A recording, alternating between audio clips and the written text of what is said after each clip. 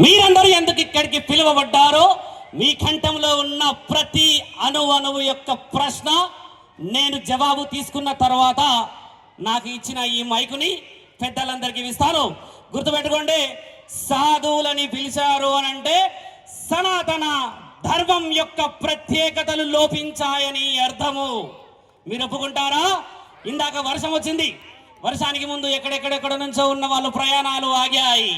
తర్వాత ఇక్కడ సమావేశాన్ని ఏర్పరిచిన మనందరము వర్షం కొద్దిసేపు ఆగితే బాగుండు అని సుమారు నెల రోజుల నుంచి 2 నెలల నుంచి నా మిత్రులు చేస్తున్న ఈ ప్రయత్నం పక్కనే ఉన్న ఆ అంజనీ పుత్రుడు కరుణించిన తర్వాత మన ప్రయాణం యథాస్థితికి వచ్చింది.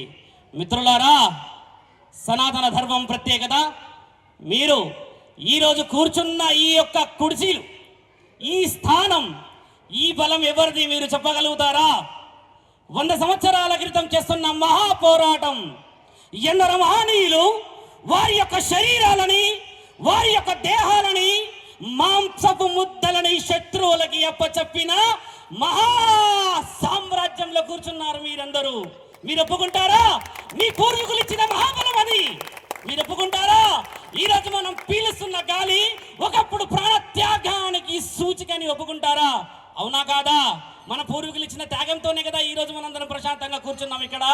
మీరు నిజం చెప్పండి, మన పూర్వీకులు చేసిన త్యాగానికే కదా ఈరోజు మనం ప్రశాంతంగా కూర్చున్నాము. తలన్నా ఊపండి, లేదన్నా చేతులన్నా లేపండి. మన పూర్వీకులు ఇచ్చిన తర్వాత ఆ భాగ్యాన్ని మనం పొందుతున్నామా లేదా? పొందుతున్నాము కదా. సర్వం మన యొక్క పూర్వీకులు ఇచ్చిన మహాభాగ్యమే కదా ఇది.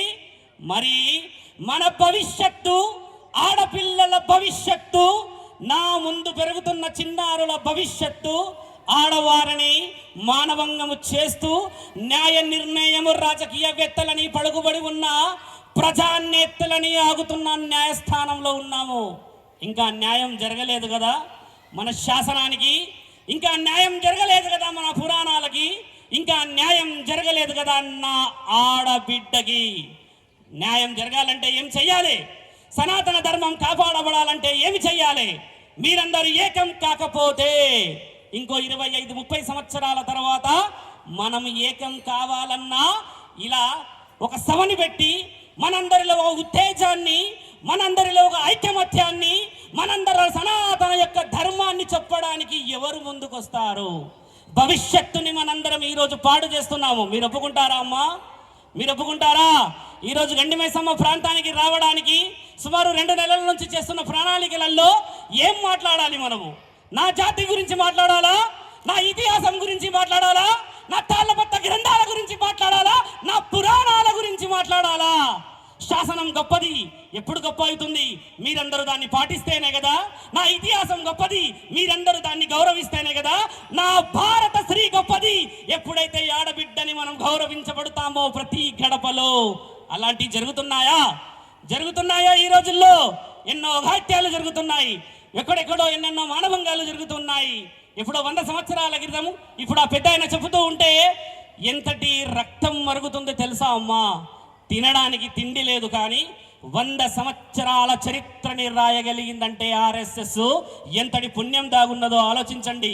వారు కదా కారణ జన్ములు, వారు కదా యుగానికొక్కలు పుట్టే పురుషులు, వారు కదా సనాతన ధర్మాన్ని కాపాడడానికి పుట్టిన బ్రహ్మ మానస పుత్రులు.